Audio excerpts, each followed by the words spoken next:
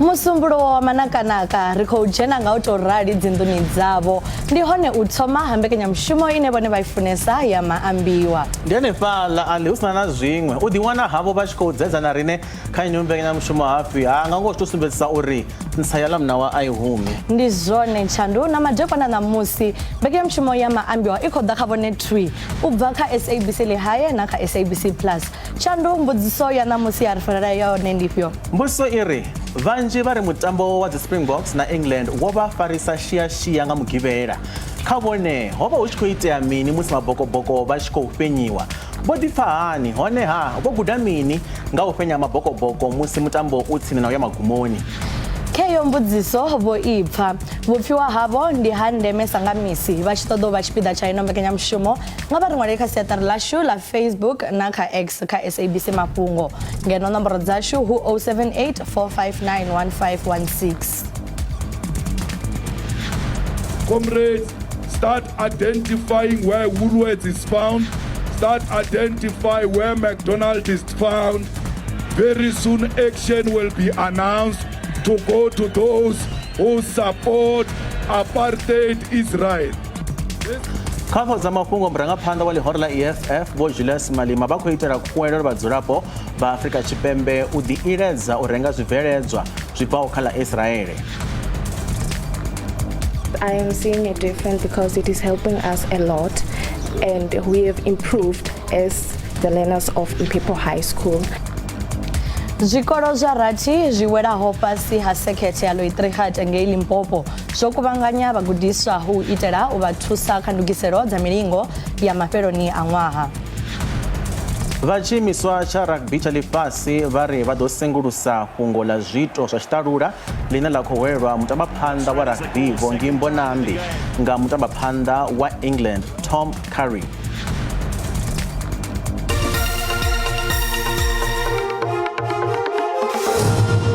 Fhungo ḽa u thoma ḽi ri murangaphanḓa wa ḽihoro ḽa EFF vho Julius Malema vha khou itela khuwelelo kha vhadzulapo vha Afrika Tshipembe u ḓiiledza u renga zwibveledzwa zwi bvaho kha ḽa Israel. Vha tshi isa phanḓa vho Malema vha ri vhathu vha songo tsha renga zwibveledzwa zwa vhengele ḽa Woolworths sa izwi zwiṅwe zwa zwibveledzwa zwavho zwi tshi bva kha ḽa Israel. Ḽiṅwe ḽa mavhengele e a sasaladzwa nga vho Malema ndi ḽa McDonald's he vhengele iḽo kha ḽa Israel ḽa ri ḽi ḓo ṋetshedza masole vha iḽo shango ḽa Israel zwiḽiwa zwa mahala nga tshino tshifhinga tsha sikhakhathi. Vho Malema vho ṱahisa izwi tshifhingani tsha musi vha tshi khou amba na vhatevheli vhavho mumatshoni we wa vha hone ṋamusi nnḓa ha zwifhaṱo zwa embassy ya Israel ḓoroboni ya Pretoria. Vho dovha hafhu vha ita na khwelelo ya uri hu valiwe embassy ya Israel fhano Afrika Tshipembe nahone hu pandelwe muambasada wa iḽo shango kha ḽino Bo Eli Bolestakowski. Comrades, start identifying where Woolworths is found. Start identify where McDonald's is found. Very soon action will be announced to go to those who support apartheid Israel. We are saying, Woolworths, you are here. You see, President of Areta, these ones of mine, they can't afford Woolworths. That's why I can't say to them they must not buy Woolworths. Because in any way, they don't buy it. I'm talking to you, the elite. Floyd. When you arrive home, just check in the fridge. Anything that looks like an apartheid Israel, remove it from the fridge. Don't even give it to the dogs, because even our dogs don't deserve to eat anything from Israel. All of you who are watching from home, everywhere in South Africa, boycott the products of Israel. Anything that is from Israel, don't buy it in South Africa, because by buying it, you are supporting the killing of our people in Palestine. Let us not just talk, let there be action so that the regime of Israel, of Netanyahu, will know that international community means business. Comrades, President of the Student Command has made it very clear. All EFF-led SRC and institutions of higher learning, we are cutting any academic relationship with any institution in Israel. Anything that has got to do with Israel, we don't want in our institutions of higher learning. Namusi ḓuvha ḽa u fhedzisela ḽa u humisa muthelo kha vha SARS. Musi zwo ralo ḓuvha eḽi ḽa u fhedzisela u humisa muthelo kha avho vhane vha tou kokodzelwa tshelede muholoni na avho vhane vha tou ḓi shuma vha khou ṋetshedzwa tshikhala tsha u swika nga ḽa 24 ḽa ṅwedzi wa Phando ṅwakani. Vha SARS vha ri vhunzhi ha vhashumi vhane vha tou hola magavhelo a ṅwedzi nga ṅwedzi vha kokodzelwa tshelede muholoni arali vha sina maṅwe masheleni ane vha khou ita nga thungo. Zwo ralo vha SARS vha ri vhathu vha tshivhalo tshi paḓaho miḽioni 5 vho no humisa muthelo. U kundelwa u humisa muthelo ndi zwine hapfi hu nga vha na u dzhielwa maga a ndatiso zwi nga vha vhidzela nzulele i konḓaho. Matina u bvela phanḓa na fhungo iḽi ri amba na dokotela Vho Tshililo Radzilani. Ndi madekwana Vho dokotela Vho Radzilani ri khou vha ṱanganedza kha ino mbekanyamushumo ya Maambiwa. Tsha u tou thoma ḓuvha iḽi ḽa u fhedzisela ḽa u humisa muthelo ḽi amba mini? Ḓuvha heḽi ḽi na zwinzhi ḽine zwa bulatshedza zwone. Tsha u thoma ndi tsha uri vhathu vhanzhi vhane vha hola miholo fhano Afrika Tshipembe vha khou ṱhompha mulayo. Vha tshi ṱhompha mulayo vha khou humisa dzi fomo dzavho dza muthelo zwa sia uri shango ḽoṱhe ḽi thoma u ḓivha uri ri nga kona u kuvhanganya vhugai, ri nga kona u ita vhugai. Izwo zwoṱhe zwi thusa shango kha uri vhathu vha wane tshelede dza mundende, vhathu vha wane tshelede dzo shumisa zwikiḽiniki, u ita dzibada na dzinnḓu na zwoṱhe. Zwa thusa uri ndi hone u shumela shango nga vhadzulapo.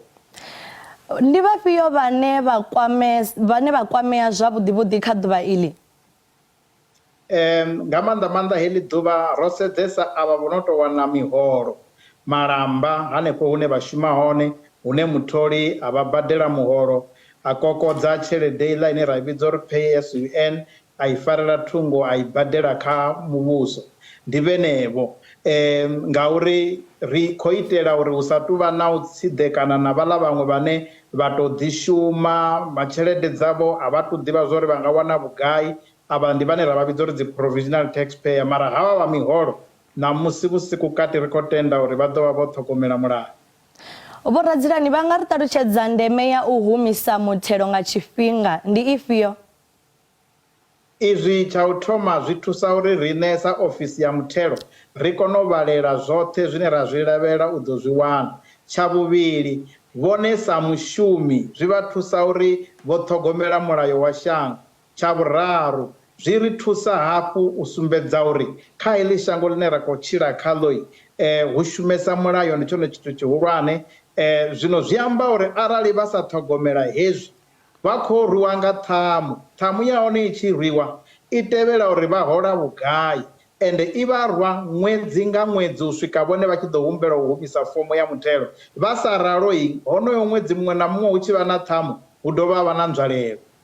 Vho Radzilani kha musi ri sathu bvela phanḓa ndi tou vha vhudzisa uri avho vhane vha ḓi shuma mithelo vha tea u itisa hani? Thiri zwino ava vhathu vhane vha ḓi shuma a vha ḓivhi zwori tshelede dzavho ṅwaha wa muthelo u tshi fhela ndi vhugai. Vha na dzi bambiri dzine vha dzi kuvhanganya dzi tshi bva fhethu ho fhambananaho. Huṅwe vha ita dzi financial statements, zwi dzhia tshifhinga uri financial statement i tshi itiwa i auditiwe. Zwino havho ndi vhone vhane ra khou vha tendela uri dzi tshi ri dzi 24 dza Phando kha vhavhe vha tshi khou humisa heḽo ḓuvha na vhone vho ḽi songo fhira ngauri ḽa fhiravho ṱhamu ndi yone na vhone yo vha ḓela. Vho dokotela hu na maga a ndatiso ane a dzhiwa, ndi maga o nonga afhio ane a dzhiwa? Tsha u thoma ndi ṱhamu heyi ine nda khou i amba uri ri ḓo vharwa nga ṱhamu ine ya dzhena ṅwedzi muṅwe na muṅwe ya dovha ya vha na nzwalelo. Arali zwa ḓivha zwi tshi khou ya zwi amba uri ri vha dzhia uri vhone vha koloda muvhuso, ra vho thoma u ya hafho hune vhone vha shuma hone kana hafho hune vhone vha vhea hone tshelede banngani, ra i tevhelela ra i ṱusa. Arali ra wana uri hai vha khou ḓisa phanḓa na zwezwo zwi amba zwori arali vhone vha tshi nyaga u wana tax clearance a vha nga i wani ngauri a vha tou humisa zwithu zwa muthelo. Arali vhone vha tshi nyaga u ita vhuṅwe vhubindudzi vhone vhane vha ḓi vhu ita a vha nga koni ngauri heyo fomo ya muthelo i ḓo vha yo vha valela mafothi. Hu ḓo vha na tshifhinga tshine tsha engedziwa kha avho vhane vha kundelwa u humisa mithelo yavho? hai usiku kati na musi ri khou vha ri khou guma fhedzi hezwi vhathu vha tshi pfa ri tshi ri khou vha ri khou guma a zwi ambi uri e-filing kana mobi app ine vha nga i shumisa yo vala i a ḓivha i tshi kha ḓi vha tendela fhedzi ya khombo ndi ya uri vha tshi khou ḓinana no lenga ṱhamusi ḓo ḓivha dzi khou dzhena. Vho dokotela kha musi vha nga tou ri ṱalutshedza nga u tou ṱanḓavhudza uri izwi zwa dzi e-filing zwi shumisa hani?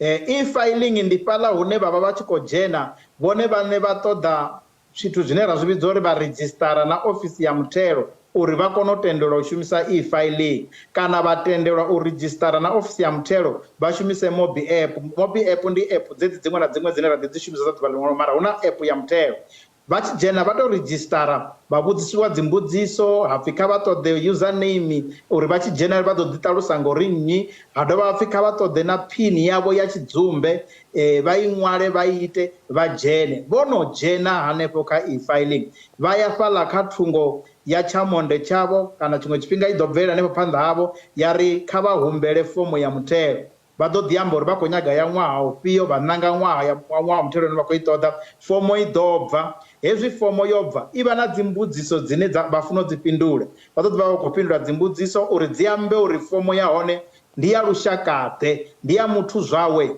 ndi ya muthu ane a hola muholo mara a dovha hafhu a vha a tshi hirisa vhathu ndi ya muthu o no wana tshelede dziṅwe dzine dza bva dzi tshi bva mashangoni a nnḓa ngauri u khou bindudza nnḓa fomo ya hone i ḓi buletshedza ngauri vhone vha muthu ḓe vha na zwifhio hezwi vho no fhindula fomo i ḓo bvelela vha ḓo wana nga ngomu ha fomo hu na zwidodombedzwa zwine ofisi ya muthelo yo zwi wana zwi tshi bva kha mutholi wavho vha ḓo wana miholo yeneiḽa ine vhone vha i wana na ine ya elana na IRP5 yavho vha khwaṱhisedza huṅwe vha ḓo wana ro wana na nzwalelo dzi no bva banngani kana dzi no bva kha zwiimiswa zwino vhulunga masheleni ya ri nzwalelo dze ya vha muthu vha dzi wana dza ṅwaha hoyu ndi dzedzi huṅwe vha ḓo wana na tshelede yavha vha dzi ndindakhombo vha dzi insurance he vhone vha renga kha musi tshelede dza dzi pensheni nahone i ḓo ḓi sumbedza uri ndi heyi vha ḓo dovha vha wana uri mafhungo avho a zwa mutakalo vho kokodzela vhugai vha khou unḓa vhathu vhangana vhane vha vha nga fhasi yavho vha ḓo wana na zwone zwi hone arali hu uri vhone vha na goloi ya mushumo ine vha i shumisa vha ḓo vhudziswa mbudziso uri vha na goloi ine ya mushumo ine vha i shumisa na vha ya ngayo vha ita tshelede ngayo kana vha ita mushumo ngayo vha tshi thusa hafho hune vha tholwa hone ngauri vha tea u vha na dzi logbook vha tshi ḓivha uri vho vula nga dzifhio kilomita vha vala nga dzifhio vha tenda zwenezwo i ḓo vha vulela vha zwi ḓadza tenda vha ṅwala kilomita dzavho dza mushumo na kilomita dzavho dza private uri hezwi ri tshi vhalela uri vha fanela na uri vha wane zwiṅwe zwithu murahu vhone vha ḓo ita nga uralo zwino musi vho no khwaṱhisedza hezwo zwithu zwoṱhe kha musi na musi ngauri ndi vhusiku ha tsini na u fhedzisela ndi vhusiku ha u fhedzisela vha ḓo ya vha seiva kha musi uri ndi ḓo thoma nda humbula zwavhuḓi uri ndo zwi itisa zwone na arali vha wana uri vho zwi itisa zwone vha humela hanefhaḽa vha ri ndi khou zwi rumela kha SARS hu na batheni kana fhethu hune vhone vha puṱedza hu no pfhi vha khou faila ha kha SARS SARS i ḓo kona u ṱanganedza zwithu zwavho zwino vhathu vhanzhi tshifhinga tshinzhi vha a seiva kana vha vhulunga uri ndi kha ḓi nga ndi ḓo vhuya vha pfha unga zwo ṱuwa zwo ya SARS mara vha sathu submita uri zwi ṱuwe zwi ya SARS zwa ḓi dzula khavho wa pfha vha tshi tou ṱaṱa na khani vha tanda na tsinga vha tshi ri ndo rumela ri tshi sedza ra wana hayi a vho ngo rumela ngori a vho ngo puṱedza uri SARS we khezwo ṱanganedzana. Vho dokotela mbudziso yo fhedzisa ndi ya uri hune vha vhathu vha dzi agency vhane vha badelisa vhathu u vha thusa u ḓiṅwalisa ezwo zwithu SARS yo zwi tendela? Zwavhuḓi vhuḓi riṋe ri nyago itela vhathu mahala na zwa uri ro ita na dzi YouTube dzine dza vha leludzela uri vha gude vhone vhaṋe vha zwi ite vha sa badeli muthu honeha arali vhone vha tshi pfha unga zwi a vha kanganyisa kha vha ṱoḓe avha vhathu vhane ra ri ndi vhathusi vha zwithu zwa muthelo vho redzhistaraho na SARS vha dovha vha kha zwiimiswa zwine zwa ṱhogomela dzi practitioner kana dzi accountant kana dzi bookkeeper ngauri hoyo muthu u vha o vhulungea hoyo muthu ene vha khou sokou mu doba hafha badani matshelo zwithu zwavho zwi tshi vhilingana a vha ḓivhi zwo ri vha mu tevhela gai vha mu ripota gai musi yo no vha khakhela ri ṱoḓa arali vhone vha tshi khou ri nṋe ti khou kona u zwi ita havho vhane vha ḓo vha badelisa kha vhathu vhane vha bva kha zwiimiswa hezwo kana vha ye ofisini dzashu ri na vhathu vhane vanga vha thusa vho songo vha badelesa na pay. Ro livhuwa nga maanḓa vho radzirazi u vha navho kha ino mbekanyamushumo ya Maambiwa ave madekwana avhuḓi. Vhusiku vhu sina swinda. Mathina avo hovo u dokotela vho radzilani vha tshi khou ri ṱalutshedza zwinzhi nga ḓuvha ḽa ṋamusi ḽa u fhedzisela ḽa u humisa muthelo kha vha SARS. Zwa zwino kha ri bvele phanḓa ri pfhe zwa uri Tshandu o ri fanela zwifhio. Wa ḓivha ali heḽi fhungo ḽa SARS ḽi tou nkhumbudza na musi ndi mavhengeleni ndo ṱangana na muṅwe khonani yavho uri ndo mu guma kale a tshi khou tsa nṱha na fhasi a tshi khou lugisa na mafhungo a SARS. Zwo tou nkhumbudza uri hu tou nga ri vhathu vhanzhi ri na nḓowelo ya u ita zwithu musi tshifhinga tsho no fhela nga ri shanduke ngauri vhoradzilani vha khou amba uri mini hu ḓo vha na dzi ṱhamu dzine dza ḓo rirwa fhedzi a ri se phanḓa ro ḓo vha ro tou thoma vho Nkhetheni vho ḓiimisaho nga vhoṱhe vha tshi ḓo dzhenela mbambe ya dzikhetho dza lushaka na dza vundu vha IEC vha kha fulo ḽa u pfumbudza vhakhethi na vhorapolotiki vho lavhelesa ṅwaha u ḓaho. Vha khomishini ya zwa dzikhetho vha khou ḓo rwela ṱari fulo ḽa zwa khetho fhaḽa Midrand devhula ha Johannesburg hune vha ḓo ṋekedza zwidodombedzwa zwa u ḓiṅwalisa nga ṅwedzi wa Lara. Tshipikwa tshavho tshihulwane vha ri ndi u kunga vhakhethi vhane vha kha ḓi vha vhaswa. 3 ballots for the first time in national and provincial elections. The 2 ballots are for the National Assembly because it is a 2-tier system. The first one, only parties will appear on that one because it's the 200 seats to restore proportionality. If the number of contestants is so much, we may have end up not with a ballot paper but with a ballot booklet on multiple columns. So in those circumstances, voters may end up being confused and making wrong marks. You know that we never use the terms apathy to refer to young persons because we don't think there's apathy on the young persons. We think they've had fewer disproportionate chances to register. What we know though is that once registered, the majority of them are likely to participate than any age cohort.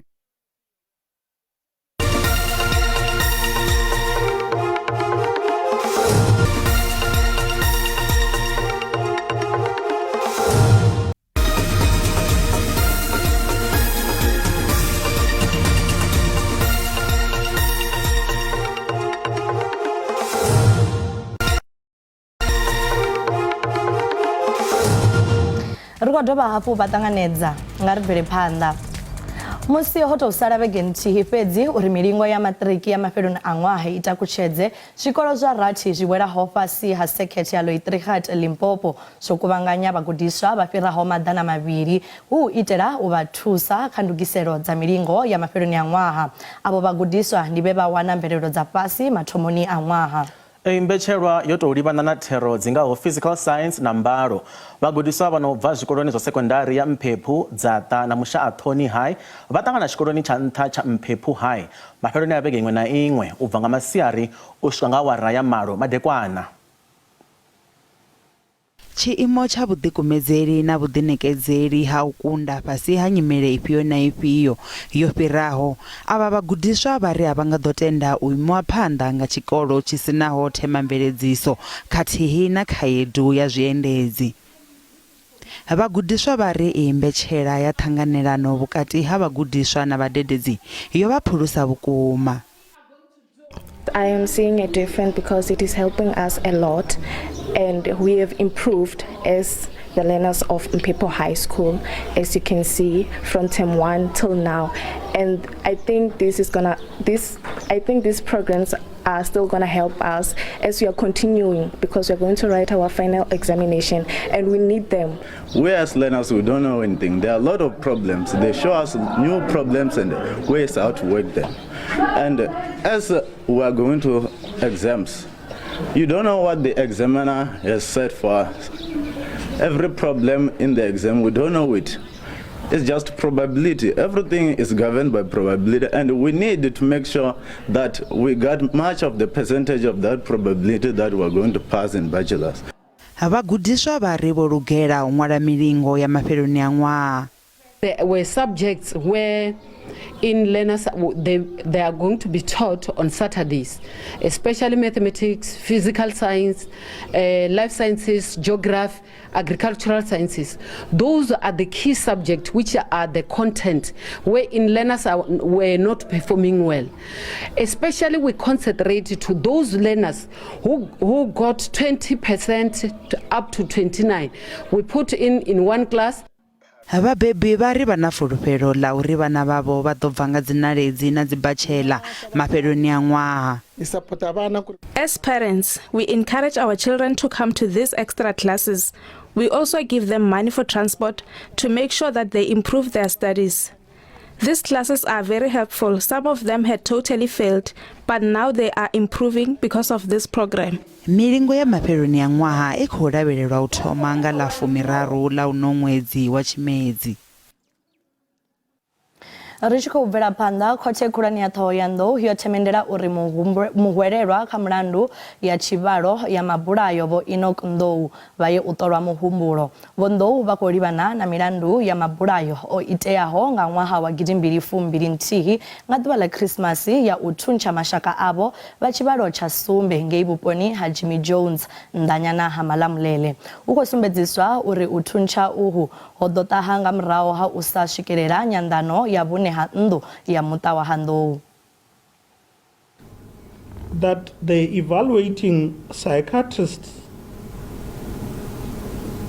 is hereby ordered to submit his or her written report in terms of section 79(3) of the Criminal Procedure Act on or before the 20th of, rather, on or before the 8th of December 2023. As a family, we feel very bad because we feel like the court is delaying. We want everything to be done. We want to move on with our lives.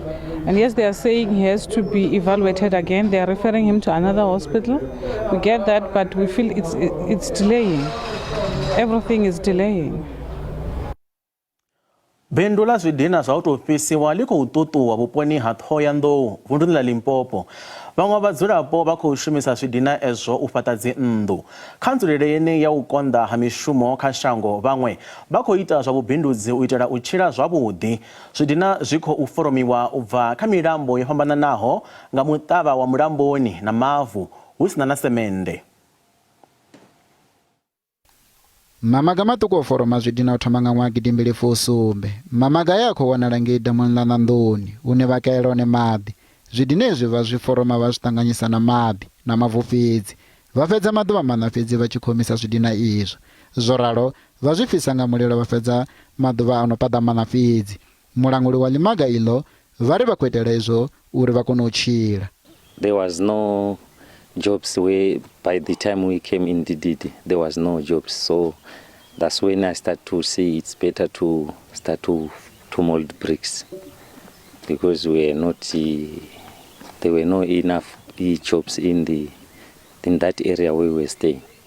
Vho Singo vha ri vha shumisa mutshini wa foromo une wa kona u hwala zwidina zwa zwigidi zwa 10 zwine vha rengisa nga disheleni tshithihi. Zwi dzhia ṅwedzi u foroma zwidina ezwo nahone vha ri vho thola vhashumi vhaṱanu na muthihi lwa tshoṱhe. Vhashumi avho vha ri izwo vha khou zwi itela uri vha kone u ḓiṱunḓela. I am pleased to do this kind of job because it is paying us, because even the family won't even feel hungry, and we have got a lot to buy using the money from molding these bricks. I am grateful to work here because I can support my family with the money I get from molding bricks. I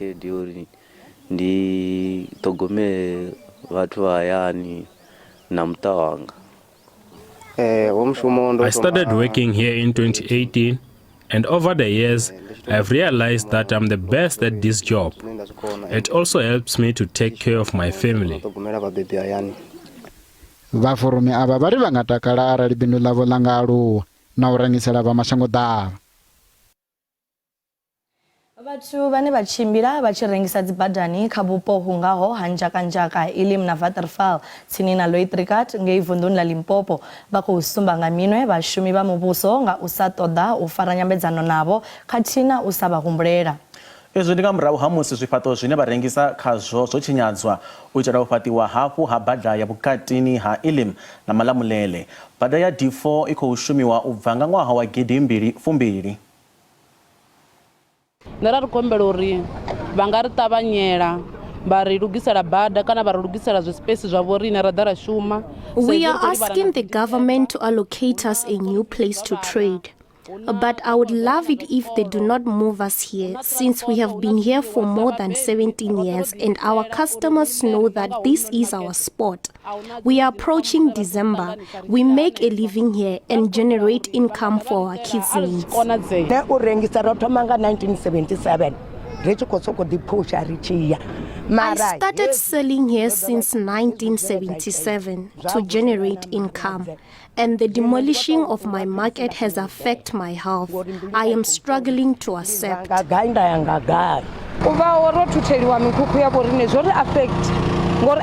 demolishing of our markets has negatively affected us financially. We can no longer afford to support our families because we no longer generate income. As the Department of Public Works, Roads and Infrastructure, together with the Makado local municipality, we have consulted all relevant stakeholders in the Elim area concerning the rehabilitation of the road between Elim and the N1 intersection. We'll, however, make sure that we further interact with disgruntled hawkers who are alleging that we did not consult them. Hova na misumbedzo nga chigwada cha vhathu vhe vha vho kuvhangana nnḓa ha khothe ya magistrata wa Naisna ngei Western Cape he muhumbulelwa vha ḓivhonadza malugana na bulayo ḽa mufunwa wavho. Bo Enapile vha miṅwaha ya 55 vho ḓo rwiwa u swikela vha tshi lovha mathomoni a uno ṅwedzi. Hu khou vhigwa zwa uri muhumbulelwa o vha e nnḓa nga parula ya bulayo ḽa mufumakadzi wawe. She had to get a protection order a few months into their relationship. That should have been the violation, but the system is truly, it's something that needs to be rechecked because women are not safe anymore.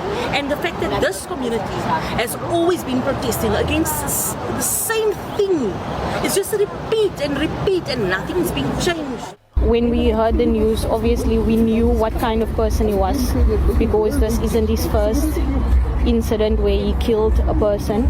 And we tried to get her away from him, but you know, our opportunities and our actions failed. But she didn't, as a person, she didn't deserve to die the way she did.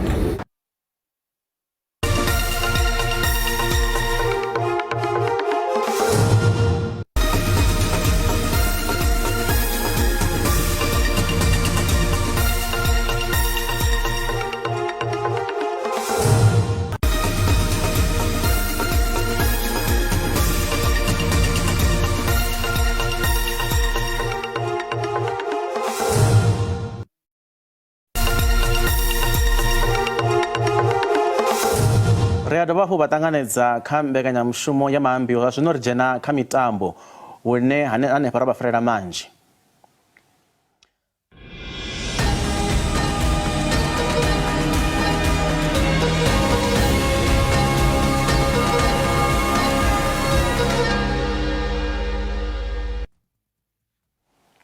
Vatshiimiswa tsha rugby tsha ḽifhasi vha ri vha ḓo sengulusa fhungo ḽa zwiito zwa tshiṱalula ḽine ḽa khou welwa mutambaphanḓa wa rugby Bongi Mbonambi nga mutambaphanḓa wa England Tom Curry kha mutambo wavho wa dzi semi-finals dza tshiphuga tsha ḽifhasi fhaḽa Paris nga Mugivhela. Curry u khou pomoka Mbonambi uri o shumisa maipfi ane a vha na vengo kana tshiṱalula khaho musi a tshi khou amba naye nga luṱa lwa u thoma lwa mutambo wa dzi Springboks dza wana gundo nga zwikoro zwa 16 kha zwa 15 fhaḽa stadium tsha Stade de France. Vhakhorombusi ya ḽifhasi ya rugby vha ri vha kati na u ṱoḓisa mavharivhari ayo. Vha ri arali Mbonambi anga wanela mulandu anga kha ḓi livhana na maga a ndaṱiso a u vha o imiswa u tamba lwa tshifhinganyana zwine izwo zwi ḓo vha u xelelwa zwihulu kha thimu ya lushaka musi i tshi khou livha kha mutambo wa makhaula tshele kha ri ndi ene mutambaphanḓa a eṱhe ane a vha na vhukoni ho khetheaho zwa zwino nga murahu ha musi ho dzheniswa fly half Andre Pollard vhuimoni ha Malcolm Marx nga murahu ha mafuvhalo. Ri tshi khou bvela phanḓa vhadzulapo vha Thabanchu vha khou ḓirwa khana nga mutambi wa dzi Springboks ane a bva vunḓuni ḽa Free State Ntshe ane a dovha hafhu a ḓivhea nga ḽa OX o ḓi itela dzina ḽa bvumo kha miṱaṱisano ya tshiphuga tsha ḽifhasi ya rugby ngei France. Vhunzhi ha vhathu vha khou muṱalusa sa muhali hune vha ri u ḓikumedzela hawe hu khou vhonala vhukuma kha thimu. I feel so honored by God as a mother, because he's the one that is doing everything through his grace, through his might. So I really thank God for giving him strength and allowing him to be where he is now. Oxenche is a legend in HTS Louis Botha. We are extremely proud of him. He represented us now in the World Cup, and he did the impossible on Saturday, winning that match with a penalty. You are encouraging us, Ox. We are proud of you as a school. You are a hearty boy. And now for the final. We are so happy to see now that it's Oxenche who is defending South Africa. Yo, I don't know how I feel about this guy. Is Moses. You still remember the story of Moses who delivered the Israelites from Egypt. He has done the same thing last Saturday when he delivered South Africa from the jaws of England. Has shown so much commitment coming from Thabanchu here. He broke all the barriers because of his own personal commitment, and his talent in rugby made him to be with the Springboks. Vho Jacques Ninaba vho dzhena kha vhege yavho ya u fhedzisela sa mugudisi wa dzi Springboks. Mugudisi ava vha miṅwaha ya 51 vhane vha khou ya kha thimu ya Leinster nga murahu ha tshiphuga tsha mitambo ya ḽifhasi ya rugby. Vho shuma na thimu ya mabokoboko u bva nga ṅwaha wa 2019 nga murahu ha mitambo ya tshiphuga tsha ḽifhasi ya farelwa fhaḽa Japan. Zwo ralo mutambo muhulwane wa u fhedzisela une wa ḓovha wone ambadzifhele nga mugivhela musi vha tshi ḓo pfa na maanḓa na thimu ya dzi All Blacks Stadium cha Stade de France fhaḽa Paris u ḓovha wone mutambo wavho wa u onesa. Zwi tshi tevhela u wana gundo ha thimu ya Springboks nga zwikoro zwa 16 kha zwa 15 musi i tshi khou tamba na thimu ya England madekwana mugivhela. Mukapteni wa thimu iyo o ḓo khoḓa zwihulwane sa mugudisi Vho Ninaba. I was 18 years old. I was contracted with the Cheetahs, and then I got out. I was able to go to Western Province, and that's when I met Jacques. When I go to the institute, when I was 18 years old, turning 19, and him and Coach Rassi used to come to the institute. The institute is it's an academy, the Western Province Academy. That's where our foundation as a group, Eben was there, Franz Malebe, there's a lot of other guys who play professional that are there. So when Jacques and them came, it was normally the full contact day. We call it copper stamp. You had to show who you are. And I remember every time they came, it was intense. And I got to know him then already. And then as I went on, he became my senior coach. And one thing that I love about him is he goes far deeper than what's happening on the field. He got to know me, he got to know my family, he got to know my reasons why I do what I do. When he speaks to us as a team, him and Coach Rassi, they don't encourage us about tackle hard and all of that. We all know what that is. He goes on who am I playing for, what's driving us, and he knows my family, he knows my kids, he knows them by name, and he asks me how am I doing as a person, and that is why I can go and give everything for him on the field, because he cares about the person, he cares about Sia, the Sia from the township. He tries and brings him out of me every time I play, and for the teams, and especially in big moments, and he sits and he talks about each and every single player, our journey. It's so special to be known as a person, not just as an object or just as a rugby player, and that's what he brings to this team. And the fact that he allows families to be around, how much he loves it to see our kids running around. I know some teams are not allowed to have families, but that kind of family environment, that's what he creates for us as this team. And I've enjoyed every single year that I've worked with him, and the tough times too, when he comes and calls me out, why didn't you work there? He's always honest, and he's always, I can't explain how much I've enjoyed. And it was tough when he went away for 2 years, but when he came back again, it's like we clicked. We didn't have to get to learn each other, him and Coach Rassi. They just came in and they changed things, because they love the country. But I know wherever he goes, they're going to be lucky to have him, because the amount of work he puts in, the detail he gets into, it makes life so much easier for me. All I have to do, just watch a screen and see the opportunities that are there. So, yeah, he's a special coach, and he's a special human being, most of all, an amazing father and a great husband. So, yeah, we'll miss him, and I'll be always forever be thankful, because I remember when I first met him, I couldn't tackle. After that year, we're playing copper stamp every day, I had to learn how to tackle.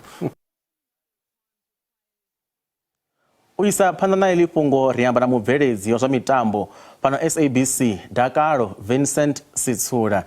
Vho Vincent khou ṱanganedza fhano kha mbekanyamushumo ya Maambiwa. Ndi minete wa vhufusumbe malo, tshikoro tshikori 15 la England, 13 la South Africa. Henry Pollard u khou tea u raha penalty uri hezwi tshi raha dzi Springboks dzi kone u kandela phanḓa. Vha nga tori mini nga u mutambo nga u angaredza? Oba zwine ndakamba zwone zwo ro mutambo wa shishi, and for tshifhinga tshilapfu minute i tshi khou yelo fhela zwa sa sumbedzi zwo ri the Springboks vha nga vhuya vha wina la mutambo. Mara tshi tsha ntakadza ndi tsho ri the Springboks vho sumbedza u vha na hezwiḽa zwino vhidzwa mental strength uri vha kone u vhuya vha tsha u thoma Oxenche a ri winele penalty lani, tsha vhuvhili Henry Pollard ane a vha uri nga tshifhinga tsha mutsiko ndi ane tshifhinga tshoṱhe wa kona u bvelela kha shango ḽa Afrika Tshipembe a tshi raha penalty lani ya fhedzisela yo dzhena ri kona u wina nga point nthihi fhedzi. Ri tshi lavhelesa dzi Springboks u bva tshe vha thoma u tamba miṱaṱisano ya tshifhinga tsha ḽifhasi uno ṅwaha, vha vhona ungari ndi zwifhio zwine zwa khou ita uri zwi ite uri vha fhedze vha tshi khou wina kana vha tshi khou kunda kha mitambo yavho? Ra nga sedza mutambo wo thoma wa the Springboks ro kundwa nga shango ḽa Ireland ḽe ḽo vha ḽi number 1 kha dzi rankings.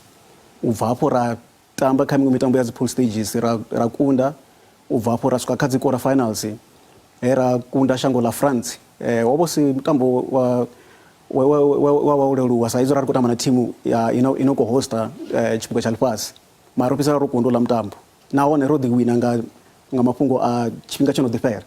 U bva hafho ra ṱangana na shango ḽa England ḽe ro ṱangana naḽo kha tshiphuga tsha ḽifhasi miṅwaha mina yo fhiraho hangei Japan, nahone sa izwi ra ri khou amba ngazwo zwino ro kunda nga point nthihi fhedzi, ro wina mutambo nga penalty tshifhinga tsho no fhela. So ndi khou vhona ungari the Springboks zwa zwino zwine nda amba zwone zwine nda amba zwone mathomoni mental strength yavho ndi yone ine i khou vha shumela kha i tournament. Zwino uri ri kone u wisa shango ḽa New Zealand kha mutambo une vho ri ḓo wa makhauletshele kha dzi Springboks vha tea u ita mini? Zwine nda amba zwone ndi zwa uri tsha u thoma a ri ambe nga mutambo vhukati ha the Springboks na mabokoboko. Rekhodo nnzhi dzi ḓo vunḓiwa nga mugivhela. Tsha u thoma ha mashango mavhili o no wina tshiphuga tsha ḽifhasi luraru, ḽine ḽa ḓo wina ḽi ḓo vha ḽa u thoma ḽo wina tshiphuga tsha ḽifhasi luṋa, zwine zwa ḓo ita uri ḽi ḓo vha shango ḽa u thoma u wina tshiphuga tsha ḽifhasi luṋa. Tsha vhuvhili the Springboks vha ḓo vha khou lwelwa u tsireledza tshiphuga tshavho tshe vha tshi wina nga 2019. The All Blacks ndi vhone shango ḽoṱhe ḽe vha kona u zwi kona nga 2011 vha tsireledza tshiphuga tshavho nga 2015. Tsha vhuraru the Springboks a vha thu vha kundiwa kha makhaulekhane kha final tharu. The All Blacks vha tshi vho kundwa luthihi fhedzi, vha tshi khou kundwa nga Afrika Tshipembe nga 1995 ri tshi wina tshiphuga lwa thoma Ellis Park Johannesburg nga 1995. Ari lavhelese vhatikedzi vha mutambo wa rugby ari u mona na ḽifhasi, ni khou vhona vha tshi khou tikedza thimu ifhio nga maanḓa? Vha khou tikedza dzi Springboks kana New Zealand? Mashango zwine nda amba zwone ndi zwa uri tournament i khou tambelwa France hune ha vha ndi Northern Hemisphere kana Europe. New Zealand na South Africa ni mashango na abo awana Southern Hemisphere. Mara ngandiri ndabona ngayo ka the semi-final. Ndabona ngari bataliri banje bakutigeza shango la Africa chipembe ngori the All Blacks ndi team ine abo ayitufuna songa manda apa shangoni. Ndilingwa shangoni neli yabe ngwa manda nga mashango manje bachiko wabengela bukoni yabo uvakale na kale. So ndikubona ngari the Africa chipembe le dola bataliri banje ngamgivela. Vincent ngari ro lifaranepo ngari thomoliba kha vangwa vatikedzi va the Springboks bane ba kho u fululedza thimu iyi kha gundo lavo la mugivela ngari rabelesi. Ke happy too much ka South Africa e winile e tlo le boela le cup le ko pele nke tswele pele ke jabulile too much ke jabulile ne papadi e bontshang hore ba rata setjhaba sa Afrika Borwa ba rata lo bona naha ya bona e bebile ba tsietse go fetisisa le batho ba teng ka rana ba thaba Springbok ka nnete se nthabisitse mare seng haholo hoba ba tse ba dula ba pelenyana ka point 1 mare re thabile hore ba shapile England ene ebile ba shapetse go lenyana le mo so re happy ka nnete ba rentse mototlo ba nna bo Christmas mono ka nnete. Vincent richiko vera phanda na nyambedzano dzashu nga ḽi fhungo ḽa Springboks na New Zealand ri ḓo zhumbula uri nga ṅwaha wa 1995 ndi shango ḽa fhano Afrika Tshipembe ḽo tamba na shango ḽa New Zealand kha makhaula a tshele ndi vhona ngari kha uyo mutambo hu ḓo vha na zwifhio zwine ṱhamusi ra nga ri zwo fhambana kha mitambo ino fhiraho. Zwena ngamba zwone zori mutambo nga mugivelo ḓo konda nga maanḓa ngori New Zealand na South Africa ndi mashango ndi ngari ndi mashango mahulwanesa kha mutambo wa rugby. Zwino ndakamba zwone ndi zori the All Blacks abango thoma zwavhuḓi ka tournament ufana na rine vhukundwa kha mutambo wa thoma vha tshikundwa nga France. South Africa rukundwa nga Ireland mara ubva afho rambo ḓi vha ri khou khwinifhadza matambele ashu u swika hune ra vha hone zwino kha makhaula khani. Zwino ndakamba zwone ndi zori the All Blacks nga semi final vho kora try dza sumbe musi vha tshikunda Argentina nga point dza 4-1 kha dza malo rine ro kora try fhedzi ri tshikunda England. Zwone kamba zwone zori the Springboks ro ba wina ono mutambo saizwi the All Blacks vha tshi khou dzhena kha mutambo vha dzi fomoni vha na mafulufulu ri khou tou ri khwinifhadze matambele ashu ri zame u kora dzi try uri ri kone u kunda ono mutambo. Zwino rali the Springboks vha nga kunda kha uyu mutambo zwi nga amba mini ro lavhelesa sia ḽa rugby ḽa mutambo wa rugby fhano Afrika Tshipembe ṱhamusi na mveledziso kana mvelaphanḓa ya uno mutambo fhano Afrika Tshipembe zwi nga amba mini? No, zwi nga amba zwithu zwihulwane nga maanḓa ri songo sedzana kha mutambo fhedzi wa rugby just mafhungo o unita lushaka lwa fhano Afrika Tshipembe vhathu vha zwi ḓo ri na mathada manzhi fhano Afrika Tshipembe so zwine ra nga kona u zwi wana zwine zwa takadza vhathu kha mafhungo a mutambo zwi a kona u ita uri dzitshaka dzoṱhe dzi kone u ṱangana zwithu zwi vhe zwavhuḓi nga maanḓa. Zwino vho Jacques Ninaba kanzhi vha tshi ita heinoni thimu ine ya vha uri i vha yone yo u thoma mutambo kanzhi ri wana zwori Henry Pollard u vha a sa khou thoma na mutambo u vha khou thoma Mani Libok ni nga ri mini ṱhanzi ro lavhelesa uri kha uyu mutambo wa makhaula tshele Henry u tea u thoma na mutambo kana Libok zwo uri a tshi khou thoma na mutambo? No, u ya nga nṋe kha makhaula khani Henry Pollard u khou tou thoma na mutambo ngauri kha mitambo yo raliyo zwithu zwiṱukuṱuku zwi no fana dzi penalty ndi zwone zwa ita uri thimu i wine kha mitambo ine a vha uri i ya konḓa nga maanḓa. So Henry Pollard u khou tou uri a thome kha mutambo ngori u a ri fha hezwiḽa zwine zwa vhidzwa upfhi ndi advantage ri tshi ḓa kha mafhungo a dzi penalty. Mani Libok u a kona u tamba mara fhedzi a tshi ḓa kha mafhungo o raha u a kundeliwa mara fhedzi Mani Libok o vha tshi khou thoma na mitambo ngauri o vha tshi khou tamba khalaṅwaha yoṱhe. Henry Pollard ndi kale o vhuya a si kale o vhuya kha dzi khuvhalo so ndi ngazwo Henry Pollard o vha a si khou tamba mara ndi khou vhona ungari zwa zwino fitness yawe na fomo yawe i khou thoma u vhuya so mafhungo mahulwanesa ndi uri thome naye nga final. Vincent musi nda ṱuwa a ri thome ri dzhene kha ḽi fhungo ḽa Chiefs vho Ntseki vho fhambana na thimu ya Chiefs ni ri mini nga ḽo fhungo? No, tshiṱori tsha Chiefs tshi a vhavha nga maanḓa ende ndi tshi sedza zwiṅwe zwithu kha ri sedze vho mugudisi vho Molefi Ntseki vho shakulisiwa namusi kha ri sedze Kaizer Chiefs kha miṅwaha miṱanu yo no shakulisa vhagudisi vha malo so izwi zwithu zwi amba uri mini thaidzo ndi vhagudisi kana ndi management kana ndi vhatambi no u ya nga nṋe ndi khou vhona ngari thaidzo ya Kaizer Chiefs problem yawe ndi management wavho une u khou balelwa ngo rana thimu u bva tshe mukalavho Kaizer Motaung vha dzhia vha awela nyana saizi vho no ḓivha muthu muhulwane vha sia thimu i tshi khou raniwa nga vhana vhavho ndi khou vhona ungari vhana vha khou balelwa ngo rana thimu eḽani zwine zwa khou sia uri Chiefs i vhe une avha hone zwino thaidzo u ya nga nne a si vhagudisi kha Kaizer Chiefs ndi management. Dakalo Vincent Sitsula ro livha nga maanḓa tshifhinga tshanu a vha madekwana vhuḓi.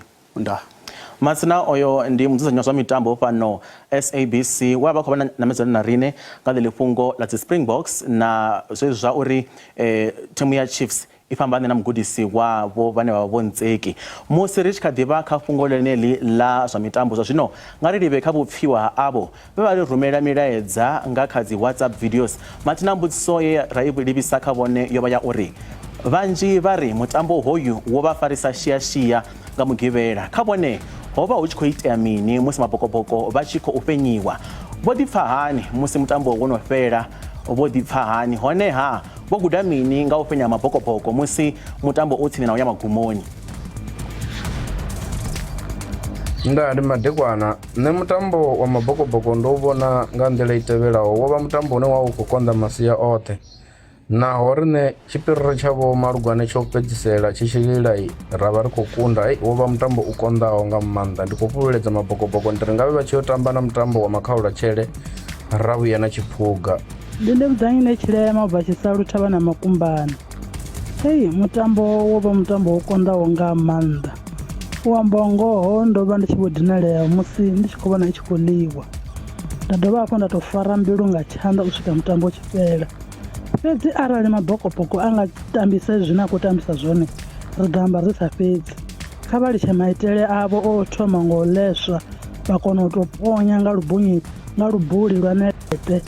Ngongo ndi ya uri kha vha lwise nga nḓila dzoṱhe uri mutambo vha tou thoma nawo u tshi khou fhisa u gume u tshi khou fhisa. Zwi khou fhisa zwine mabokoboko a khou winisa zwone. Ndo livhuwa mulalo Afrika Tshipembe Hai ri ngomu mani ri ngomu kha fhungo heḽi ḽa mafhungo a mabokoboko ya nṋe tshifhinga musi i tshi khou kundiwa zwo vha zwi songo tou mpfaravho zwavhuḓi. Ndo vha ndo tshuwa nga maanḓa mara hezwi i tshi thoma uri u ḓa hafha kha vho 9 nda kona u zwi pfesesa zwo ri hai u tonga hafha fhethu arali ra nga shumisa nḓila ya dzi penalty na riṋe dzi converter kha mapala zwi nga shumea.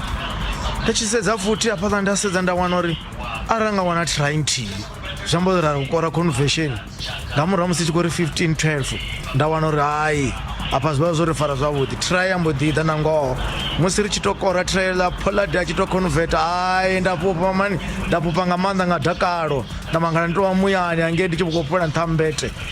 Zwo mpfara zwavhuḓi nga maanḓa. Ndi na Masisi Robert u bva ngafha Rivonia nga mushumo thembisa nga vhudzulo ndaa. Nṋe ndi Raskinya Rondwa Rolet Mr Krupul ari ndi bva Tshilungwi. Mutambo wa dzi Springboks ndi u vhona a ngo vha wo leluwaho na luthihi sa vhunga ro vha ri khou salela murahu u bva mutambo u tshi khou ḓi tou thoma u swika musi mutambo u tsini na uri u yo fhela. Zwe nda guda kha mutambo uḽa ndo guda uri thimu a i kundi kana u kundiwa mutambo u sathu ya magumoni tshiṅwe na tshiṅwe tshi pfa tshi khou ḓi konadzea. Ndi vhupfho ha vhaṱaleli vhaṅwe vha ri vha vha tshi khou fhufha nṱha mibete wa ḓivha nṋe ndo vha ndo no tou laṱa fulufhelo ndi khou ṱhamusi ri nga si kunde. Ndi zwone shandu na nṋe ho swika he nda tou tama khamusi ndi khou tou tsima TV ndi tou zwi vhona zwo no fhela fhedzi zwo ri gudisa uri ri thembe thimu ya fhano. U bva kha vhupfiwa uvho zwa zwino kha ri livhe kha milaedza ye ya rumelwa kha siaṱari ḽashu ḽa Facebook line ḽa vha SABC Mafhungo. Ri ḓovha ri tshi khou lavhelesa vhupfiwa ha u thoma vhune ha ḓovha hu tshi khou bva kha khumbelo uri mutambo wa mabokoboko nga mugivhela wo vha muṅwe wa mitambo u konḓaho vhukuma. Ndo sedza na uri vhakhaedu vhashu vho vha vha khou tsireledza vhukuma. Wone mutambo musi ri murahu ndo vha ndo bilufhala vhukuma mara ndi na fulufhelo ḽinzhisa kha mabokoboko musi i tshi kora try ya vhuisa fulufhelo ri tshi wana penalty kha miniti ya u fhedzisela nda takalesa. Mulaedza u tevhelaho u khou ḓa na ndivhudzane Tshilema ane a bva Tshisaulu ari nṋe zwo vha zwi tshi khou ndinesa musi i tshi khou fhenyiwa mutambo wo fhela ndo tou fara mbilu nga tshanḓa. Mabokoboko a isa phanḓa na matambele hayo ri ḓo amba zwiṅwe ngauri i tou ponya nga lubuli lwa nelete zwino ndi ri kha i ḓiimisele vhukuma. Ri tshi khou sedza vhuṅwe vhupfiwa vhune ha khou bva kha mashudu uri nne musi mabokoboko i tshi khou fenyiwa zwo vha zwi tshi vho thoma u vhaisa mbilu yanga fhedzi yo ri u fenya nda pfa mbilu yanga yo vhuyelela vhudzuloni. Muṅwe muledza u khou ḓa na pfarelo nthambeleni ane a ri nne i tshi khou fenyiwa ndo vha ndo dinalea vhukuma fhedzi yo ri u fhenya nda fhufha unga sa tshinamana. Ri tshi sedza vhupfhiwa vhune ha khou bva kha Rose uri nne ngoho ndo swika he nda tsima TV ndi tshi ri zwo fhela musi ndi tshi pfa kha radio uri ro kunda nda takalesa. Ari go boke go.